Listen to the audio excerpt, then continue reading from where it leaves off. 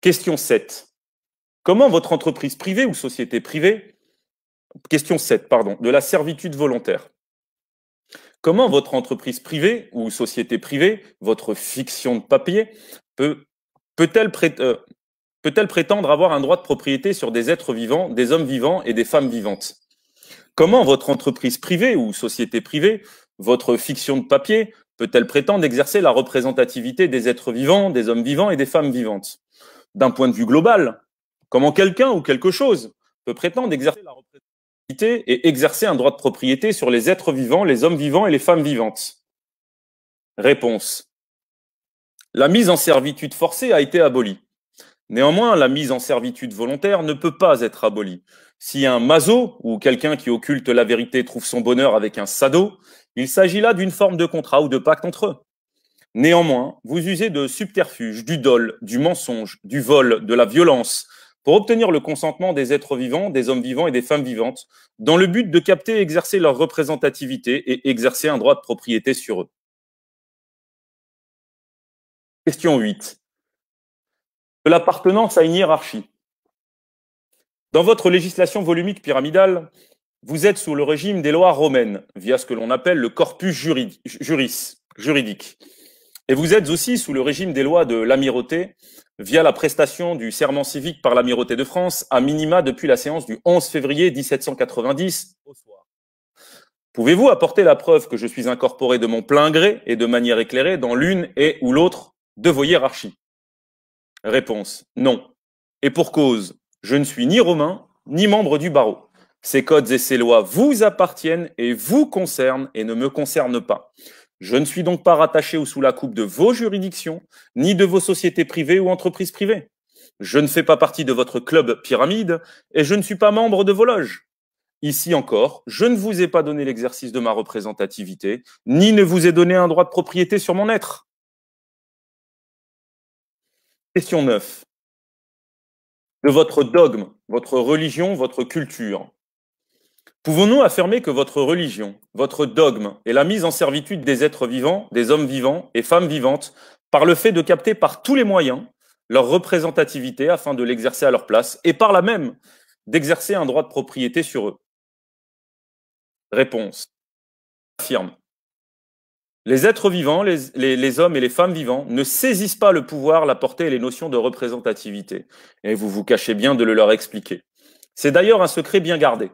Enfin, on représente les absents, les objets ou les morts, et les absents ont toujours tort. On peut aussi affirmer que vous n'êtes pas sans loi, c'est paradoxal.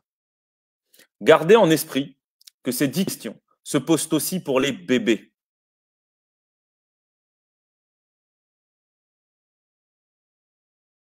Mes questions sont simples, sans détour, logiques, sans ambiguïté, légitimes, en bonne foi, mais avant toute chose, elles sont en vérité et avec la vérité. Elles sont celles d'un être vivant, homme vivant, qui exerce sa représentativité sans partage, qui fait preuve d'esprit, qui est en esprit, en vérité, en bonne foi, et qui, avec le temps, a développé, développe et développera de justes convictions fondées. Pour les demandes de preuves, les figures de style, les postures, les de prétoire, les menaces, le dol, sous toutes ces formes ne sont pas recevables.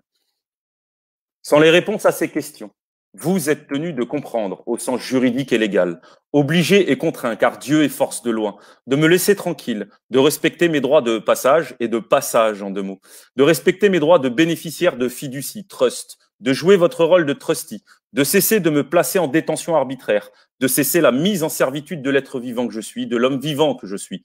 Vous êtes désormais concerné et de ce fait, vous devez me protéger selon mes modalités. De mon côté, j'ai cherché les réponses à ces questions. Je n'ai trouvé que des tours de passe-passe linguistiques magistraux, de glossas qui travestissent, de définitions juridiques dans le Black Law Dictionary, dans le manuel Chicago of Style, sur le site unidroit.org, de quasi-linguistique et de beaucoup de programmation neurolinguistique et comportementale. Au final, votre ingénierie sociale est un chef-d'œuvre, quoique énergivore et logique. Donc après ce long voyage à explorer vos mers de réglementation, vos codifications, vos administrations, vos profondeurs linguistiques, vos normes de qualité, vos systèmes hiérarchiques, j'ai ramé, nagé le crawl, la brasse coulée, la nage papillon, et j'ai fini par rejoindre la rive, Bank, la terre. J'ai constaté de manière systématique que je n'étais ni au-dessus, ni au-dessous de vos codes, vos décrets, vos réglementations. En fait, je ne suis pas concerné par vos codes, vos décrets et vos réglementations, que ce soit sur les aspects civils, militaires ou internationaux. De ce fait, je ne comprends rien au sens juridique, légal et militaire à vos lois, vos codes, vos décrets, vos réglementations. J'ai constaté de manière systématique que tout est fait à dessein, en vue d'une mise en servitude générale des êtres, par le fait de capter et d'exercer à leur place leur représentativité, et ça ne date pas d'hier. Autrefois par le glaive, de nos jours par la ruse, la contrainte et le dol. Aussi saisi que je ne suis pas débiteur, mais bénéficiaire de plein droit de toutes vos constructions.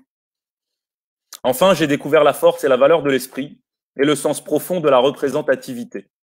Comme je l'ai dit, comme je l'ai déjà dit, j'ai pris la mesure des notions de législation volumique, géométrique, géomatria. Vous êtes contenu dans ce que l'on appelle une législation volumique pyramidale, c'est-à-dire un en haut et tous en bas, avec des systèmes hiérarchiques. Autrement dit, un en amont et les autres qui avalent. J'ai levé les yeux au ciel, 34 à 99, c'est la franc-maçonnerie. Et suis resté sans mots, 99 plus 1. Se pourrait-il que je sois en présence d'une organisation déconcertée, du latin certes? La question mérite d'être posée. Si le sphinx a son énigme, la pyramide a son épreuve, serait-ce là l'un des grands secrets des maîtres bâtisseurs? La représentativité qui vaut de loi? Mais peu importe. À ce stade, l'essentiel étant les réponses aux 10 questions. J'ai dit, ainsi ai-je parlé. On m'entend toujours? Allô? Oui, on t'entend même bien. Voilà, Voilà, il y a de temps voilà. en temps, il y a des chutes de son, mais bon, on fait avec. C'est inhérent à la D'accord. communication. Voilà, sinon tout va bien. Ok, Voilà. je continue. Alors, mes justes convictions fondées, car je suis en vérité assis à la table du véritable.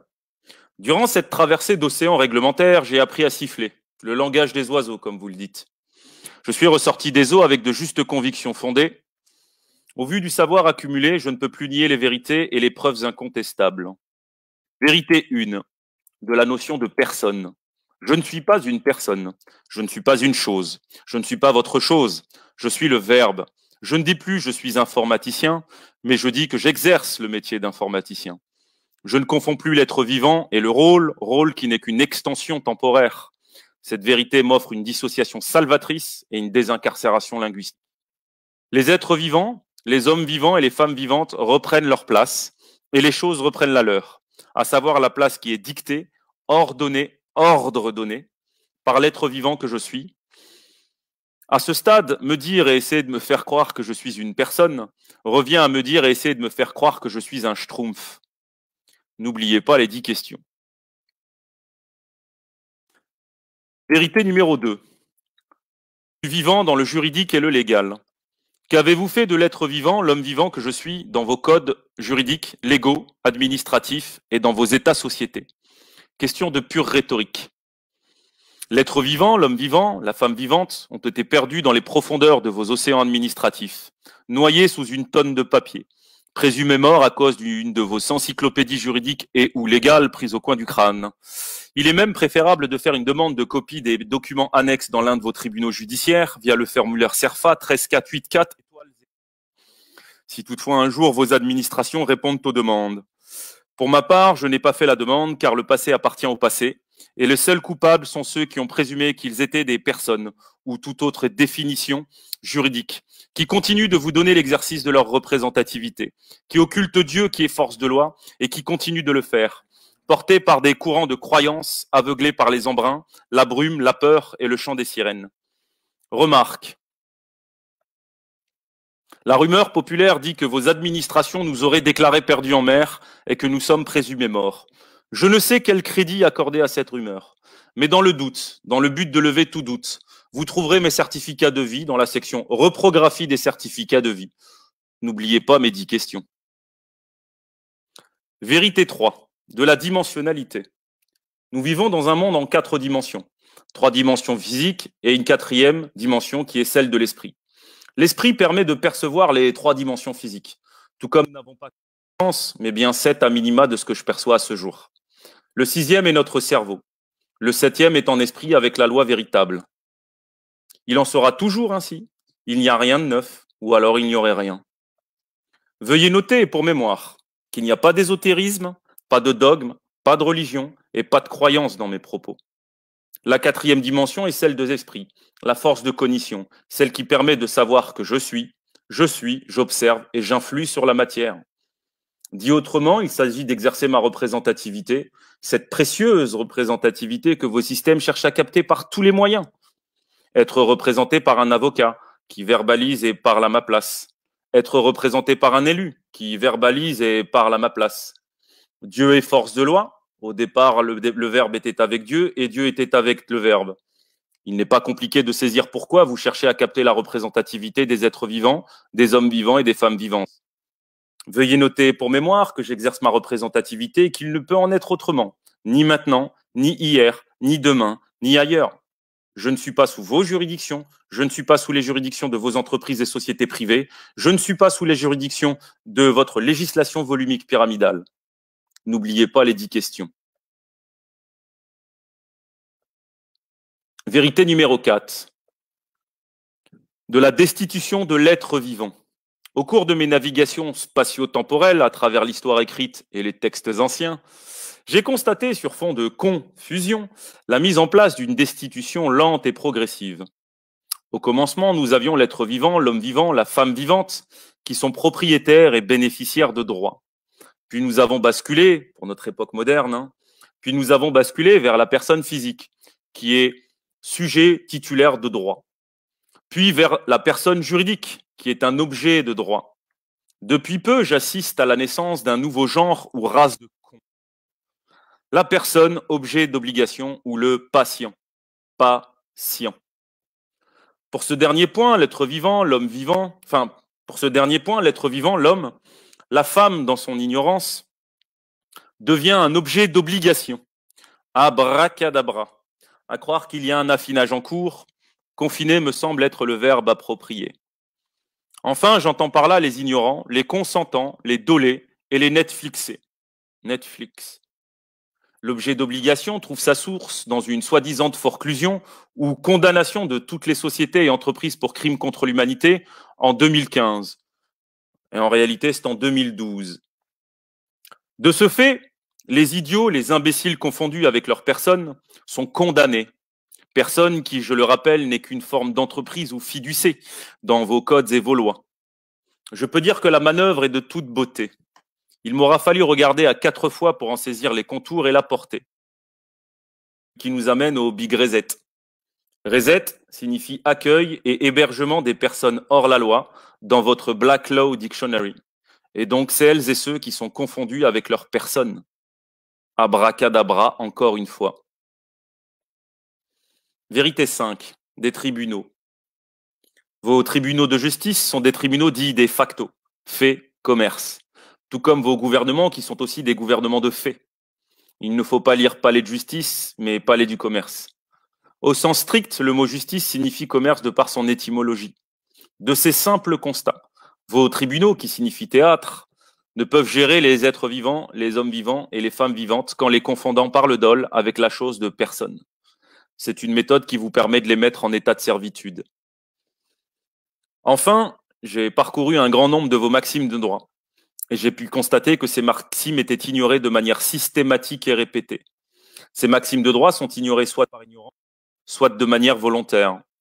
À votre décharge, il me semble que sur les dimensions et les plans de Dieu et du Créateur, vous n'êtes pas dans l'illégitimité, puisqu'ils vous ont donné l'exercice de leur représentativité et ils occultent cette vérité. Mais peu importe, je ne suis pas sous vos juridictions, je ne suis pas concerné et je ne fais pas d'ingérence. Remarque, pour celles et ceux qui ont prêté serment, je vous rappelle à toutes fins utiles que vous avez donné l'exercice de votre représentativité à quelqu'un ou quelque chose au travers d'un contrat ou d'un pacte véritable. Vous incarnez et vous êtes des personnes, qu'elles soient physiques, juridiques et bientôt des patients. Savez-vous qui ou quoi, au bout du bout, exerce votre représentativité? N'oubliez pas les 10 questions. Vérité 6. De la définition et du verbe. Je ne suis pas ce que vous dites. Je ne suis pas ce que vous définissez. Vous n'êtes pas mon verbe. Vous ne pouvez pas définir ma constitution, vos codes, vos lois, vos décrets, vos circulaires, vos traités, etc. Vous n'avez pas et vous n'aurez pas l'exercice de ma représentativité. J'exerce ma représentativité sans partage. Je suis en vérité et je suis la loi pour moi. Vérité 7. De la Constitution. J'exerce ma représentativité sans partage. Aussi, je définis et j'applique ma Constitution, ma législation et ma juridiction. De par cette vérité, tout ce qui est ou ira à l'encontre de ma Constitution ou de mon volume législatif est dès à présent déclaré et proclamé anticonstitutionnel. Anticonstitutionnel qui va à l'encontre de ma Constitution. Je ne vous autorise aucune ingérence, ni maintenant, ni demain, ni ici, ni ailleurs. Vérité 8. Du scénario pour les représenter. Pour les hommes et les femmes qui ont changé de créateur, ceux qui vous ont donné l'exercice de leur représentativité, ceux qui ne saisissent pas la notion de Dieu dans la législation, ceux qui sont sous le régime du droit d'auteur et du droit voisin de la personne, le tout sur fond de conformisme global, actuel et à venir. Peu me chaud. Ils occultent la vérité, ils pratiquent donc l'occultisme. Ils jouent un rôle de pion et d'objet dans vos échiquiers de saltimbanque. Ils ont tous été avisés, notifiés, avertis et informés. Ils sont rendus tellement crétins et résignés que vous êtes maintenant obligés de les aviser via la télévision et les films. Ainsi sont-ils devenus domestiqués, asservis et illettrés fonctionnels. De plus, les droits d'auteur et les droits voisins sur la personne ou les futurs patients sont source de contentieux. Quels cieux! Ici, il y a les GAFAM, Big Pharma, l'industrie agroalimentaire et les médias qui participent de manière active à la conformation de cette chose que l'on appelle la personne ou le patient. Les confondus seront tous partant pour une piqûre de confusion et comprendront de manière profonde toutes les piqûres de rappel. En toute logique, ils seront marqués, étiquetés et répertoriés via les crypto-monnaies, la blockchain, en tant que bien non fongible, NFT, puis possiblement en bien fongible. Le tableau final. Un changement de propriétaire pour les confondus au rythme de la blockchain dans ce vaste marché aux esclaves et de titrisation. Il est affligeant de constater que vos administrés négocient le poids de leur chaîne alors qu'ils sont en quelque sorte des morts en sursis. N'oubliez pas les 10 questions. Vérité 9, de l'altruisme. Ne me parlez pas d'altruisme. Ce mot inventé par Auguste Comte en 1854, en réalité c'est 52 il me semble, est une doctrine, un dogme, une idéologie pour celles et ceux qui sont dans la croyance. Je ne suis pas concerné. Ne me parlez pas de vos religions, elles ne sont que des pourvoyeuses de fiduciés et d'esclaves. Elles sont les parents de vos états-sociétés privés. Prenez soin de confondre les religions, les spiritualités et les messages inscrits dans les écrits. Vérité 10, de la notion de titulaire et de propriétaire. Les personnes sont titulaires. Titulaire n'est pas propriétaire. Titulaire, titre, job, fonction. Titulaire d'un compte bancaire, titulaire d'un passeport, titulaire d'un permis, titulaire par-ci, titulaire par-là. Cela représente une liste conséquente de jobs non rémunérés. C'est de la mise en servitude des êtres vivants, des hommes vivants et des femmes vivantes qui se confondent et qui sont confondus avec leur personne. Ça n'est pas bien grave, car vous exercez leur représentativité. Dans votre législation volumique pyramidale, ils ont réussi un tour de magie. Devenir titulaires de leur vie, titulaires de leur esprit et titulaires de leur propriété intrinsèque. Ils vous ont tout donné jusqu'à leur bébé. N'oubliez pas les 10 questions. Vérité 11.